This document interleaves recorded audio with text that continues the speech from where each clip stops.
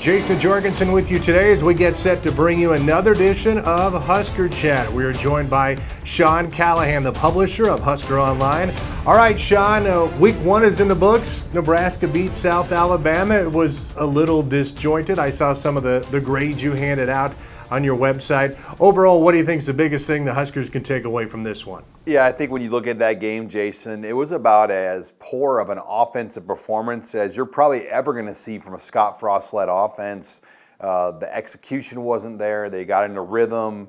They had a bad fumble. Obviously, one of the other turnovers came on special teams, but then Martinez threw a bad pick, almost threw another pick. So just not much going, and I think a lot of it started up front with the interior of the offensive line.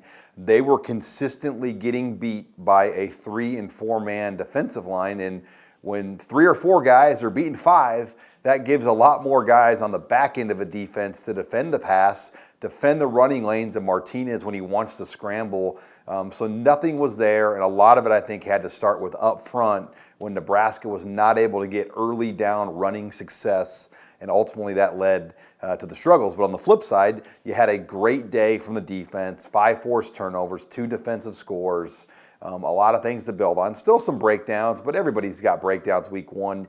You got a punt return special teams-wise for a touchdown. Wan'Dale Robinson's 39-yard kick return was longer than any kick return Nebraska had all of last season.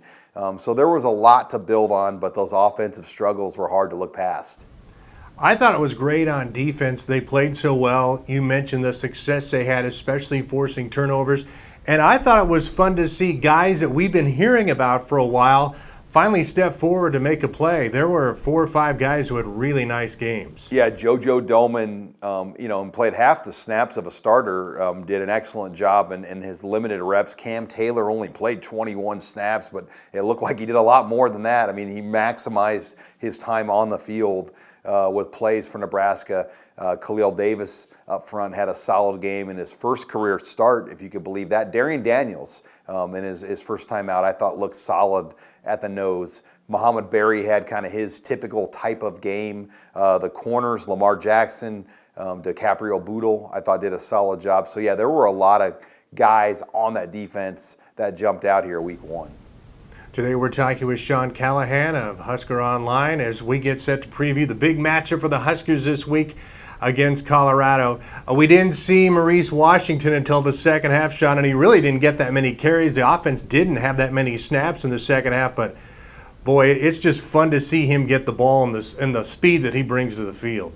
Yeah, when you only have the ball for 17, 18 plays in the entire second half, nobody got a lot of plays, but the little that we saw, it makes you wonder if he played the first half, what would that have done to maybe kind of loosen things up for the offense and kind of maybe loosen up the defense for South Alabama. I mean, they really packed it in there, made it very difficult for Nebraska to run the ball. It was going to take Nebraska to win one-on-one blocking situations that they weren't winning. Maurice Washington's good enough to help you overcome some of that. He can make a guy or two miss where you don't have to be perfect with your run block execution. And from what I saw, the little I saw, to me, he clearly is the number 1 running back on this football team.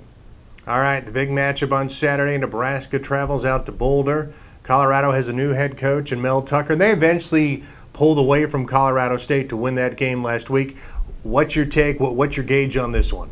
Yeah, they had a nice win week one. I mean, I think Colorado State, you look at that program, Mike Bobo is kind of on a hot seat, and there's a lot of problems there as well. Mel Tucker just trying to get things going. He returns arguably, one of the better offenses in the Pac-12 with everybody they bring back in Montez at quarterback and Chenault and Nixon at receiver and Fontenot at running back. It's a very solid unit across the board. They've shifted more to pro style versus true spread, so a little bit different of a look. That's for Mel Tucker's Wisconsin background, and his background at Georgia probably come into play as he was a part of more teams that have been more pro style on offense. Now defensively, that's supposed to be Mel Tucker's bread and butter. I question their defense right now. They had a lot of issues, a lot of alignment issues, coverage busts last week against Colorado State. They didn't force, Jayson, the first punt for Colorado State until the fourth quarter.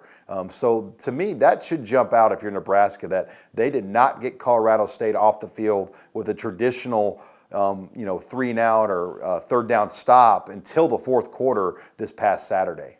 A lot of intangibles in this one. Let's face it, there's some bad blood, especially what took place last year. How much do you think that kind of factors into this one? Yeah, everyone's going to go back to Collier last year and the leg twist he had on Adrian Martinez. It was a big moment. You think about what that play did. It probably cost Nebraska the Colorado game because they were winning at that point with Martinez doing really well. Then he comes out, and then the next week they lose the Troy game. And then it limited what they could do in a game plan against Michigan. So that single moment, that leg twist, and Colorado has tried to downplay, but the video is fairly obvious that there was some malicious movement there by him in the pile to cause injury on Martinez with that leg twist.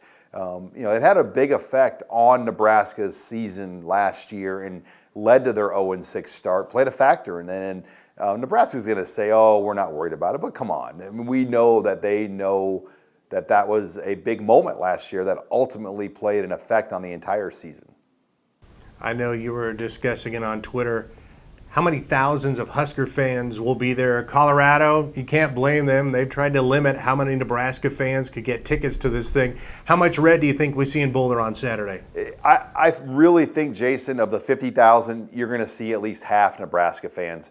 I just don't see Colorado fans motivated enough to want to pay that kind of money to go to this game. Now, Nebraska fans, they're highly motivated to pay $200, $300, $400 a ticket.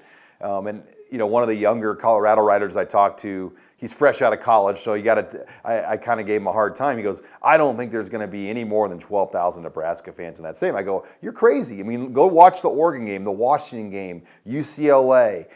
Anytime Nebraska has played a game like this in past years, 20,000 plus fans have been there, and this is a bordering state, so I expect this to be as big of a traveling contingent as I've seen. And I gauge it by just the people I've talked to and fans and interest for this. The ticket market, it's being driven up because of the interest here in Nebraska. So they can try to do all these things like you have to be a season ticket holder. You have to buy a 3-game mini plan. Well, Nebraska fans have become Colorado season ticket holders. They've bought 3-game mini plans to go to this game. They've paid $300-$400 out of their own pocket. And when you look at the other games on Colorado's schedule and the single seat sales for like the Washington game, which is another big home game for them, there are only like 15,000 season tickets marked in that stadium. So that tells me there's a lot of Nebraska fans that will be there because there are not a lot of season ticket holders right now for Colorado football. Well, it's been a fun series. You and I, we're not old timers yet, but we're certainly old enough to remember the good times in this series, and should be a lot of fun on Saturday. Yeah, it'll be my first trip back there since 2009. I mean, it's hard to believe. It's been over 10 years since Nebraska's been out there. A lot has happened in those 10 years, but I'm looking forward to getting back to Boulder. Sean, have a great trip. As always, we appreciate your insights. Thank you, Jayson. Have a good game this weekend as well. And that was Sean Callahan, our guest this time around on HuskerChat. I'm Jayson Jorgensen. Hi, this is Jayson Jorgensen, Sports Director at KRVN. Thanks for watching our YouTube video. To keep up to date with everything we have going on with our sports coverage, you can find that. And we love to have you subscribe to our channel. Just hit the little red button in the right corner.